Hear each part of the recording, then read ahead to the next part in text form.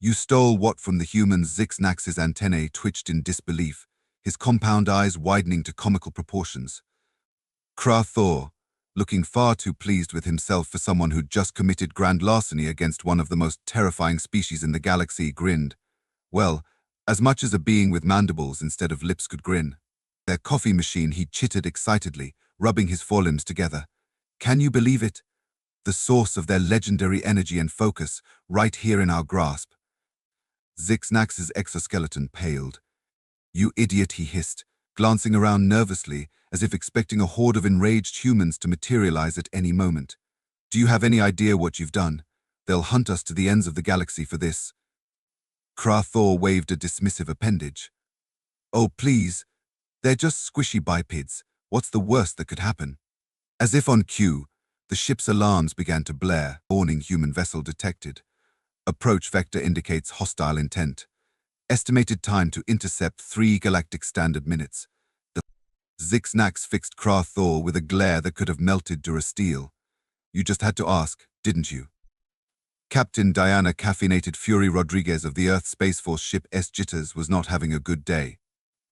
It had started normally enough: wake up, stumble to the mess hall, pour a cup of liquid consciousness from the ship's prized coffee machine affectionately dubbed Old Reliable, and slowly transform from a zombie into a functional human being.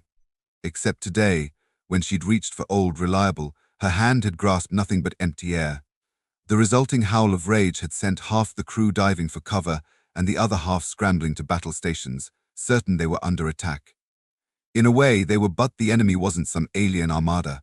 No, this was far, far worse. Status report, Diana barked, striding onto the bridge with murder in her eyes and an empty mug clutched in her white-knuckled grip. Her first officer, Commander Chen, looked up from his console. We've tracked the thieves to a small freighter, Captain. They're trying to make a run for it, but they've got nothing on our engines. We'll overtake them in. He checked the readout, 2 minutes and 47 seconds. Diana nodded grimly. Excellent. Weapons status, all systems primed and ready. Ma'am, Lieutenant Kowalski reported from the tactical station. Though, are we sure we want to open fire over a coffee machine? The look Diana shot him could have curdled milk at 50 paces. Lieutenant, she said, her voice dripping with the kind of saccharine sweetness that made everyone on the bridge instinctively want to find somewhere to hide. That coffee machine has been with this crew through thick and thin. It's weathered ion storms, survived boarding actions, and once took a plasma bolt meant for Ensign Martinez. That's true, Martinez piped up from his station. Old Reliable saved my life. I owe that machine my firstborn. Diana continued, as if she hadn't been interrupted. More importantly, that coffee machine is the only thing standing between this crew and a bunch of cranky, under-caffeinated humans with access to weapons that can reduce planets to molten slag. So yes, Lieutenant, we are absolutely prepared to open fire over a coffee machine. Any other questions? Kowalski wisely shook his head. Good. Now, let's go introduce these coffee-thieving bastards to the business end of our railguns, shall we? A chorus of enthusiastic "Aye, Captain." S rang out across the bridge. Diana allowed herself a small, predatory smile. Whoever these aliens were, they were about to learn a very important lesson about messing with a human's coffee supply. Back on the fleeing freighter, Kra Thor was starting to realize that perhaps, just perhaps, he might have made a teensy miscalculation. I thought you said they were just squishy bipeds, Zixnax shrieked, his wings buzzing in agitation as he frantically worked the ship's controls. That vessel behind us is armed to the mandibles. Kra Thor, for his part, was too busy trying not to soil himself to come up with a witty retort. The sensor readings from the approaching human ship were concerning, to say the least. He'd known humans were classified as deathworlders, of course, but surely that was just an exaggeration. A bit of galactic hyperbole. The weapons lock alarm that suddenly blared through the cockpit suggested otherwise. This is Captain Diana Rodriguez of the Earth Space Force, a voice crackled over the comms, managing to sound both utterly professional and apocalyptically pissed off at the same time. You have something that belongs to us. I strongly suggest you power down your engines and prepare to be boarded, or will be forced to take extreme measures. Zixnax shot Kra Thor a look of pure venom. Well, what do we do now, oh brilliant mastermind? Kra Thor's mind raced. They were outgunned, outmaneuvered, and quite possibly out of their minds for having gotten into this situation in the first place. But he'd be damned if he was going to give up his prize so easily. We'll negotiate, he declared, puffing out his thorax in what he hoped was a convincing display of confidence. Yes, that's it. Humans love to trade, right? We'll offer them something in exchange for the coffee machine. Before Zixnax could point out the many flaws in this plan, Krathor had already opened a channel to the human ship. Greetings, esteemed Captain Rodriguez, he chirped, trying to keep the terror out of his voice. I believe we may have accidentally acquired something of yours. A simple misunderstanding, I assure you. Perhaps we could come to some sort of arrangement. There was a long, ominous pause. An arrangement, Captain Rodriguez repeated, her voice flat enough to serve drinks on. Yes, exactly, Thor pressed on, warming to his theme. You see, we're but simple traders, always on the lookout for rare and valuable items. We had no idea this particular machine held such significance to your people. But now that we know, we'd be more than happy to return it. For the right price, of course. Another pause, this one stretching so long that Thor began to wonder if the connection had been lost. Then, just as he was about to speak again, Captain Rodriguez's voice returned, and if he'd thought she sounded angry before, it was nothing compared to the cold fury that now radiated through every syllable. Let me make something very clear, she said, enunciating each word as if it were a separate death sentence. The coffee machine is not for sale. It is not for trade. It is not a bargaining chip. It is a vital piece of equipment without which this ship cannot function, and you will return it immediately and unconditionally. Thor, demonstrating the kind of judgment that had gotten him into this mess in the first place, decided to push his luck. Come now, surely everything has a price. What if we were to offer you, say, 3 tons of premium-grade dilithium crystals? The laughter that erupted from the human ship's communication channel was not the reaction Thor had been hoping for. It was the kind of laughter that made small children cry and hardened criminals contemplate a career change to something less terrifying, like professional shark wrestling. Oh, that's rich, Captain Rodriguez wheezed, barely able to get the words out between guffaws. You actually think we'd trade old reliable for some shiny rocks? Listen up, bug boy, 'cause I'm only going to say this once: that coffee machine is worth more to us than your entire miserable excuse for a ship and everyone on it combined. She paused, and when she spoke again, all traces of humor had vanished from her voice. Now, here's what's going to happen. You're going to cut your engines, open your airlocks, and prepare to be boarded. We'll be taking back our property, along with a little compensation for our trouble. Resist, and we'll blast you out of the sky without a second thought. You have 30 seconds to comply. The communication channel cut off with a decisive click. Zixnax turned to Thor, his compound eyes somehow managing to convey an impressive mix of resignation, fury, and utter lack of surprise. Well, any more brilliant ideas? Thor opened his mandibles, closed them, then opened them again. I don't suppose you know how to pilot an escape pod. 15 minutes later, Diana stood in the cargo bay of the alien freighter, cradling old Reliable in her arms like a reunited lover. Around her, her crew was busy acquiring compensation, which mostly seemed to involve taking anything that wasn't bolted down, and a few things that were. I can't believe they thought we'd trade you for dilithium, she murmured to the coffee machine. As if anything could replace you, you beautiful, caffeine-dispensing angel. Captain Ensign Martinez's voice broke through her reverent monologue. You might want to see this. Diana looked up to see Martinez standing next to what appeared to be a large, ornate chest. As she watched, he flipped the lid open, revealing. Holy shit, Diana breathed. Is that? Martinez nodded, a look of awe on his face. Yes, ma'am, it's tea. Earl Grey, to be precise. And not just any Earl Grey, this is the good stuff. The kind that makes British admirals weep with joy. For a moment, Diana was torn. On the one hand, they'd come for old Reliable, and old Reliable alone. On the other hand, well, waste not, want not, right? Load it up, she decided, and checked the rest of the ship. If these idiots were dumb enough to steal our coffee machine, who knows what other treasures they might have squirreled away. As her crew scurried to obey, Diana allowed herself a small, satisfied smile. It had been a long, stressful day, but in the end, justice had prevailed. Old Reliable was back where it belonged. They'd scored a frankly ridiculous amount of high-grade tea, and best of all, They'd taught these aliens a valuable lesson about the dangers of messing with a human's caffeine supply. All in all, not a bad day's work. Meanwhile, in a tiny escape pod hurtling through the vast emptiness of space, Thor and Zix sat in sullen silence. "You know," Zix said eventually, his voice dripping with the kind of sarcasm that could strip paint at 20 paces. "When I woke up this morning, I didn't expect to end the day as a refugee from caffeinated human vengeance. Silly me for not penciling that into my schedule." Thor had the grace to look sheepish. "How was I supposed to know they'd react like that? It's just a beverage dispensing device."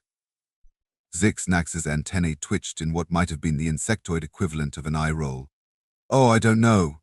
Maybe the fact that humans are known throughout the galaxy as borderline psychotic when it comes to their stimulants, or perhaps the multiple warnings in the Galactic Trade Federation handbook about never, ever coming between a human and their coffee. I may have skimmed that section," Thor admitted. "Skimmed it." Zix voice rose to a pitch that would have shattered glass, had there been any in the cramped confines of the escape pod. "It's highlighted in red. There are flashing neon signs. The handbook literally screams danger, danger when you open that page." Thor slumped in his seat. All right, I get it. I messed up. But look on the bright side, at least we're still alive, right?" As if on cue, the pod's communication system crackled to life. "Attention. Coffee thieves," Captain Rodriguez's voice filled the small space, sounding entirely too cheerful for someone who had just chased them halfway across a solar system. "I hope you're enjoying your cozy little escape pod. Don't worry, we've called the Galactic Patrol to come pick you up. They should be here in, about a week." Thor and Zix exchanged horrified glances. "Oh, and one more thing," Diana continued, the smirk evident in her voice. "We've taken the liberty of removing all the food and water from your pod. After all, it would be a shame if you had access to refreshments when we don't have our coffee, wouldn't it?" Ta-ta. The communication cut off, leaving the two aliens in stunned silence. Zix turned to Thor, his compound eyes somehow managing to convey an impressive amount of loathing. "A week," he said flatly. "We're going to be stuck in this tin can for a week, with no food, no water, and worst of all, no way to escape your company." Thor laughed nervously. "Well, when you put it like that, it does sound pretty bad. But hey, at least we have each other, right? We could, I don't know, play word games to pass the time." The look Zix gave him could have curdled milk in a different star system. "Okay, no word games," Thor backpedaled hastily. "How about? Oh, I know. I could tell you about this fascinating earth beverage I've been researching. It's called espresso, and apparently it's even stronger than regular coffee. Can you imagine?" As Zix agonized groan echoed through the escape pod, drifting out into the uncaring void of space, one thing became abundantly clear: it was going to be a very, very long week. As back on the S-jitters, the mood was decidedly more upbeat. The mess hall was abuzz with chatter and laughter as the crew celebrated their successful recovery mission. Old Reliable had been restored to its rightful place of honor, and a steady stream of crew members were lining up to pay homage to their beloved caffeine dispenser. Captain Diana Rodriguez sat at a table near the center of the room, nursing a steaming mug of fresh coffee and basking in the glow of a job well done. Commander Chen plopped down in the seat across from her, his own mug filled with a fragrant Earl Grey. "You know," he said, taking a sip and sighing contentedly, "I almost feel bad for those aliens." "Almost," Diana snorted. "Don't waste your sympathy, Chen. They knew what they were getting into the moment they laid their grubby little appendages on Old Reliable." "True," Chen conceded. "Still, a week in an escape pod with no supplies. That's pretty harsh, even by our standards." Diana shrugged, unrepentant. "Play stupid games, win stupid prizes. Besides, it's not like we left them to die. The Galactic Patrol will pick them up eventually." Eventually being the operative word, Chen chuckled. "I heard you on the comms. A week, huh? That was a nice touch." A mischievous glint appeared in Diana's eyes. "Who said anything about a week?" "I may have exaggerated the pickup time a little." Chen's eyebrows shot up. "Oh? How long until the patrol actually reaches them?" Diana took a long, deliberate sip of her coffee, savoring both the rich flavor and the moment. "About 12 hours, she said finally, a wicked grin spreading across her face. "But they don't need to know that, do they?" Chen burst out laughing. Captain, you are a devious, devious woman. I knew there was a reason we all followed you into the depths of space. Flattery will get you everywhere, Commander. Diana replied with a wink. Now, let's talk about what we're going to do with all that Earl Grey we liberated. As the two officers began plotting the distribution of their newfound tea wealth, Ensign Martinez approached their table, looking slightly nervous. Excuse me, Captain, Commander, he said, fidgeting with the hem of his uniform. I have a bit of a confession to make. Diana raised an eyebrow. Go on, Ensign. What's on your mind? Martinez took a deep breath. Well, you see, when we were searching the alien ship, I found something else. Something I didn't report right away because, well, I wasn't sure how you'd react. Now both of Diana's eyebrows were raised. Ensign, are you telling me you withheld information about potential contraband? No, I mean... Yes, but... It's not what you think, Martinez stammered. It's just... Well, it might be easier if I show you. With that, he reached into his pocket and pulled out a small, ornate box. Diana and Chen leaned forward, curiosity overriding their initial disapproval. Martinez carefully opened the box, revealing, "Is that?" Coffee, Chen asked, his voice filled with wonder. Diana's eyes widened. Not just any coffee, she breathed, reaching out to touch the small, iridescent beans nestled in the box. This is Cosmic Blend, the rarest, most sought-after coffee in the known universe. It's said to be grown on a planet that orbits 3 suns, harvested only once every 100 years during a perfect cosmic alignment. Martinez nodded eagerly. That's right, Captain. I recognized it from the stories my grandmother used to tell. She always said that a single cup of Cosmic Blend could keep a person awake for a week and give them the mental clarity of a supercomputer. Diana sat back, her mind racing. On one hand, Martinez had technically broken protocol by not reporting this find immediately. On the other hand, Cosmic Blend, the stuff of legends, the coffee that launched 1,000 trade wars and inspired countless explorers to venture into the deepest, darkest corners of space. Ensign, she said finally, her voice carefully neutral, do you realize the potential consequences of your actions? Martinez swallowed hard. Yes, ma'am. I'm prepared to accept whatever punishment you deem appropriate. Diana held his gaze for a long moment, then broke into a wide grin. Your punishment, Ensign Martinez, is to be the first one to try this miraculous coffee. After me, of course. The relief on Martinez's face was palpable. Thank you, Captain. You won't regret this. As Martinez scurried off to prepare the Cosmic Blend, Chen turned to Diana with a bemused expression. You know, if word gets out that we have this stuff, we'll have every coffee aficionado in the galaxy knocking on our door. Diana's grin turned predatory. Oh, I'm counting on it, Chen. Just think of the possibilities. We could trade this for practically anything we want. New weapons systems, experimental warp drives, maybe even our own planet, Chen chuckled. Always thinking big, aren't you, Captain? Go big or go home. That's my motto, Diana replied, her eyes gleaming with excitement. And speaking of going big, I think it's time we sent a little message to our friends in the escape pod. After all, it would be rude not to share the good news, wouldn't it? Back in the escape pod, Thor and Zix-Nax had settled into an uneasy routine of bickering, sulking, and occasionally threatening to jettison each other out of the airlock. They were in the middle of a particularly heated debate about whose fault this whole situation was. Thor's, obviously, but he refused to admit it when the communication system crackled to life once again. Greetings, coffee thieves, Captain Rodriguez's cheerful voice filled the pod. I hope you're enjoying your little time out. I just wanted to give you an update on your situation. Thor and Zix-Nax exchanged wary glances. You see, Diana continued, we've been doing a bit of inventory on your ship, and we found something rather interesting. Tell me, did you two geniuses even know what you had in your cargo hold? There was a pause, during which Thor and Zix-Nax looked at each other in confusion. I don't know what you're talking about, Thor said cautiously. Diana's laugh was not reassuring. Of course you don't. Well, let me enlighten you. That little box of shiny beans you had stashed away, that's Cosmic Blend coffee, probably the most valuable substance in the galaxy right now. Zix-Nax's antennae shot straight up in shock. Cosmic Blend. But that's just a myth. Oh, it's very real, Diana assured them. And thanks to you, we now have enough of it to buy our own solar system. So I'd like to extend my sincerest gratitude. Without your bumbling attempt at thievery, we never would have acquired such a treasure. Kra Thor's mandibles worked soundlessly for a moment before he found his voice. But that's not fair. If we had known. If you had known, you probably would have tried to ransom it back to us for an even higher price. Diana cut him off. But here's the thing about dealing with humans: we don't take kindly to thieves, no matter what they're stealing. So consider this a lesson in interstellar relations.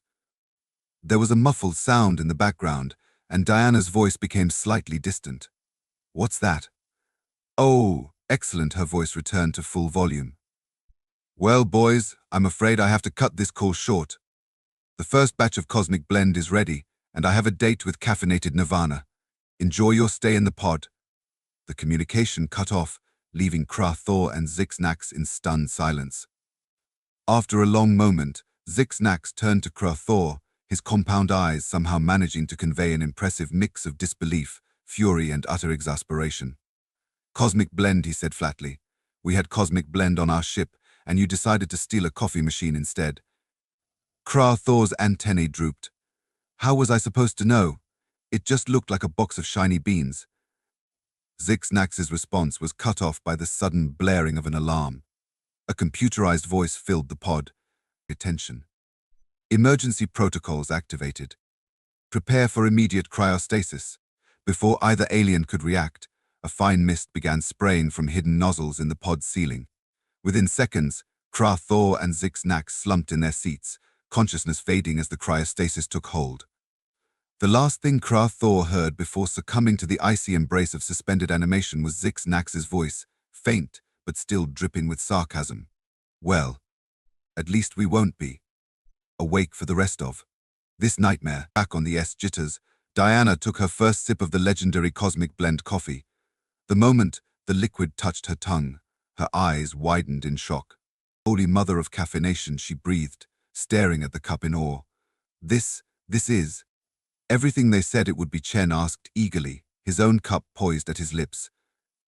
Diana nodded slowly, a beatific smile spreading across her face. Chen, I think we just became the most powerful ship in the fleet. No, scratch that, the most powerful ship in the galaxy. As the rest of the crew lined up for their taste of liquid enlightenment, Diana's mind raced with possibilities. With Cosmic Blend fueling their bodies and minds, there was no limit to what they could achieve. New frontiers to explore, scientific breakthroughs to make, maybe even unlock the secrets of the universe itself. And it was all thanks to a pair of bumbling alien thieves who didn't know the value of what they had. Diana raised her cup in a silent toast. To Kra Thor and Zixnax, the unwitting benefactors of humanity's next great leap forward. May their cryosleep be peaceful, and may they wake up to a galaxy that had been transformed by the power of really, really good coffee. As she took another sip, Diana couldn't help but chuckle. The universe, it seemed, had a sense of humor after all. And it tasted like the best damn cup of coffee she'd ever had. Epilogue 1 year later.